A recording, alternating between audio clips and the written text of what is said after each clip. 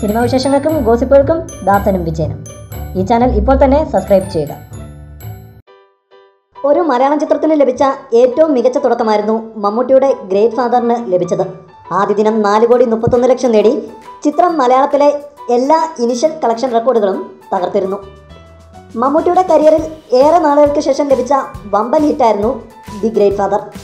ആദ്യ ദിനങ്ങളിലെ box office കുതിപ്പ് കണക്കിലെടുത്ത് ചിത്രം പുലിമുരുകന് ശേഷം 100 കോടി ക്ലബിൽ ഇടം നേടുന്ന മലയാളം ചിത്രമാകുമെന്ന് വരെ സൂചനകൾ ഉണ്ടായിരുന്നു.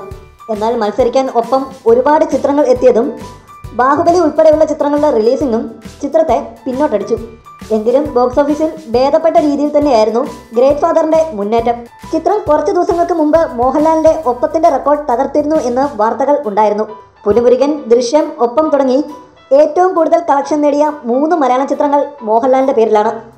അതിൽ ഒപ്പത്തിന്റെ റെക്കോർഡ് ഗ്രേറ്റ് ഫാദർ തകർത്തതോടെ പിന്നെ പ്രേക്ഷകർ ഉറ്റുനോക്കിയത് ഗ്രേറ്റ് ഫാദർ ദൃശ്യത്തിന്റെ റെക്കോർഡ് തകർക്കുമോ എന്നായിരുന്നു. ഇപ്പോൾ ചില ഓൺലൈൻ മാധ്യമങ്ങളിൽ വന്ന കളക്ഷൻ റിപ്പോർട്ടുകൾ പ്രകാരം ചിത്രം ദൃശ്യത്തിന്റെ റെക്കോർഡ് തകർത്തു എന്നാണ്. 60 ദിവസം കൊണ്ട് 75 കോടി 6 ലക്ഷം നേടിക്കൊണ്ടാണ് മോഹൻലാലിന്റെ ദൃശ്യത്തിന്റെ റെക്കോർഡ് ഗ്രേറ്റ് ഫാദർ തകർത്തത്. 75 കോടിയായിരുന്നു ദൃശ്യത്തിന്റെ ആകെ കളക്ഷൻ. ഔദ്യോഗിക റിപ്പോർട്ടുകൾ ഇതുവരെ പുറത്തുവിട്ടിട്ടില്ല. ട്രേഡ് അനലിസ്റ്റുകൾ ആണ് ഇപ്പോൾ റിപ്പോർട്ട് പുറത്തുവിട്ടിരിക്കുന്നത്. ചിത്രം കേരള ബോക്സ് ഓഫീസിൽ നിന്ന് മാത്രം 50 കോടി പിന്നിട്ടു എന്നാണ് റിപ്പോർട്ടുകൾ.